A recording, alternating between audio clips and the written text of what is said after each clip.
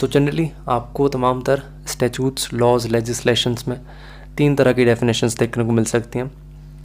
First exclusive, second inclusive and third one inclusive and exclusive.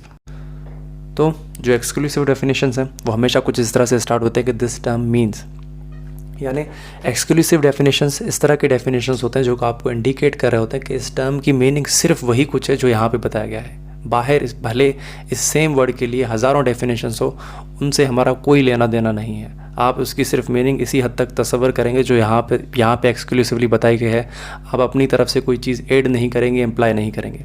इसके बाद आते हैं इंक्लूसिव डेफिनेशंस, और ये डेफिनेशंस हमेशा कुछ इस तरह से स्टार्ट होते हैं कि दिस टर्म इंक्लूड्स, मतलब ये कि अगर इस टर्म के लिए पहले किसी एक्ट, किसी कानून में कोई डेफिनेशन बताई गई है तो वो भी, और जो कुछ यहाँ पे बताया जा रहा है तो दोनों इसकी मीनिंग में शुमार है। दूसरे अल्फाज में हम इस तरह से कह सकते हैं जो इंक्लूसिव डेफिनेशन है वो किसी भी टर्म के लिए मुकम्मल डेफिनेशन या फिर रिस्ट्रिक्टेड डेफिनेशन नहीं है। उसमें दीगर चीज़ों को ऐड किए जाने की भी गुंजाइश हमेशा अवेलेबल रहती है।